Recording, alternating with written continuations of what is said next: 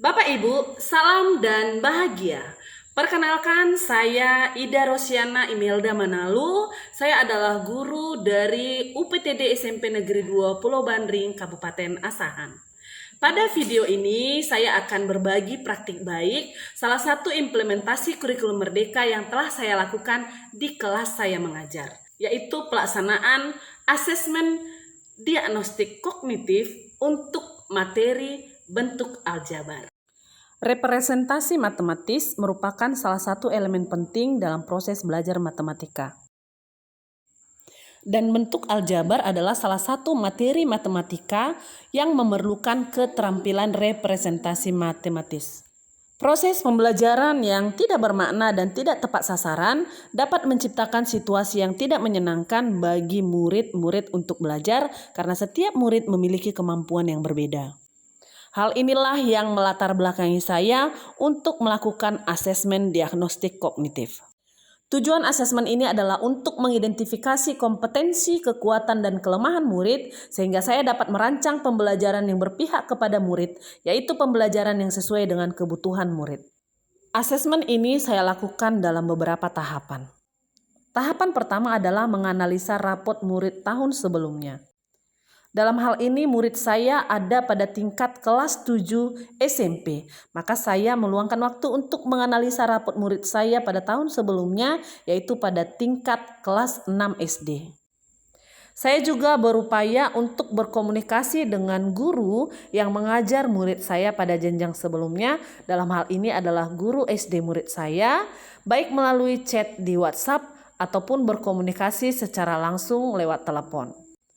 Tujuannya adalah untuk menggali informasi dan mendapatkan pengetahuan terkait kemampuan belajar murid saya. Tahap selanjutnya adalah mengidentifikasi kemampuan awal atau prasyarat murid.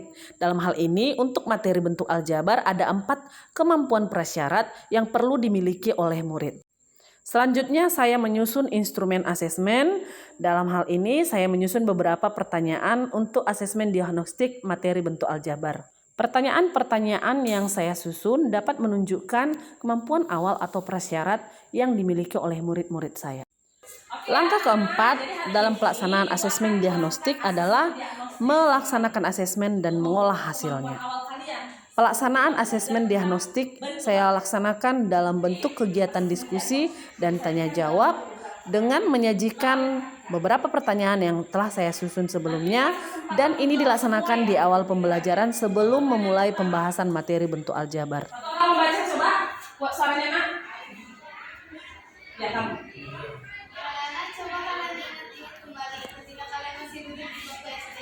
Bagaimana cara kalian menghitung banyak uang tabungan kalian dalam 1 bulan atau 30 hari? Jika kalian menabung setiap hari sebanyak 1.000. Iya. Jadi kalau kalian menabung 1.000 dalam 1 hari, menurut kalian berapa jumlah uang tabungan kalian dalam 1 bulan kalau kita anggap dia 30 hari? Coba siapa yang bisa jawab? Ya, silakan nak. Namamu sebutkan baru sebut jawabannya. Perkenalkan, nama saya Lila Diansa. Oke. Berapa? Jawabannya 30.000, men. 30.000. Dapatnya dari mana itu? Karena 1 hari 1.000. Oke. Jadi kalau di 30 hari 30.000. Oke, bagus. Coba. Coba lagi. Coba jalan, coba bergiliran semua ya, mulai dari belakang. Coba, berdiri nak. Sama men jawabannya. Sama men jawabannya. Ya, Berapa? Dari mana itu?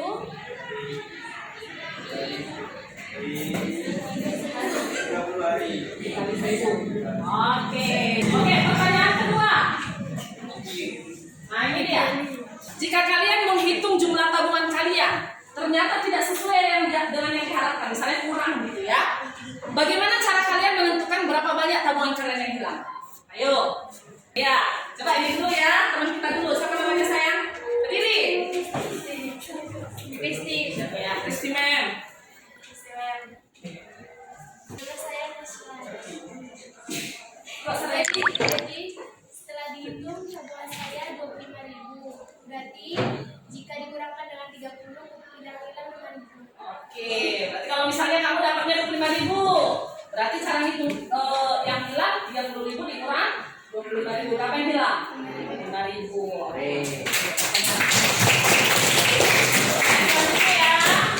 Menurut kalian, bisakah kalian menentukan berapa banyak uang yang kalian tabung rata-rata setiap harinya? Jika dalam 60 hari kalian memiliki tabungan sebanyak 90.000. Bisa nggak? Oke, coba. Siapa yang bisa coba? Bagaimana kira-kira? Siapa ya? Siapa dulu ya? Oke.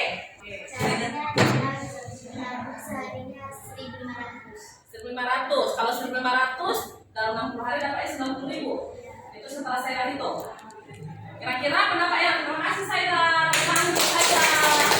Bagaimana cara menghitungnya itu kira-kira? Nah, coba. Bagaimana caranya 90.000 dibagi 60.000 jadi 60 hari bagi 60 hari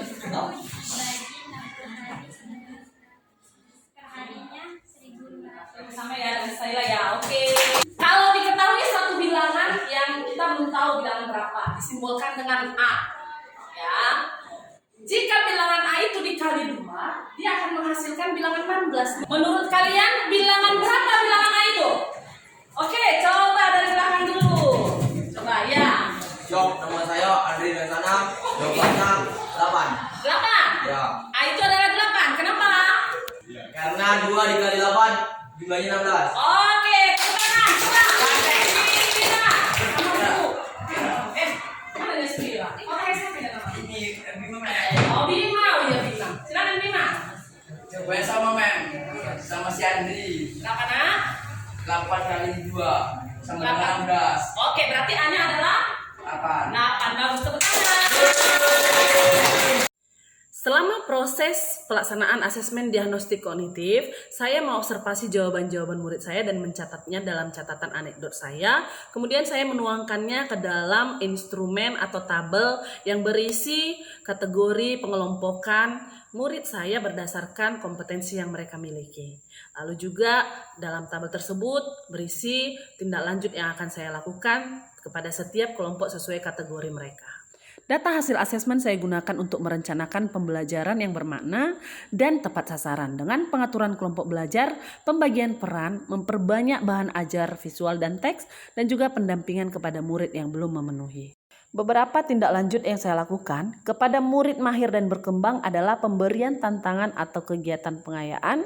Lalu kepada kelompok murid mulai berkembang adalah pemberian modifikasi tugas, panduan dan latihan sesuai kebutuhan. Dan kepada kelompok murid belum memenuhi pendampingan dan bantuan secara bertahap. Setelah saya melaksanakan asesmen diagnostik kognitif, saya mendapatkan banyak sekali pembelajaran. Di antaranya saya menyadari bahwa salah satu penyebab murid tidak semangat untuk belajar adalah karena mungkin dia tidak mampu mengikuti proses pembelajaran karena tidak sesuai dengan kemampuan dan kebutuhan belajarnya.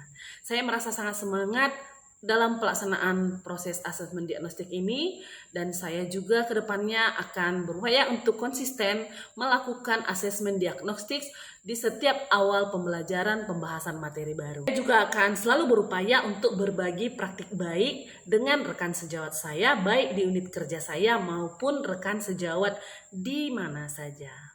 Demikian video praktik baik implementasi kurikulum Merdeka yang saya lakukan. Semoga video ini bermanfaat. Salam dan bahagia.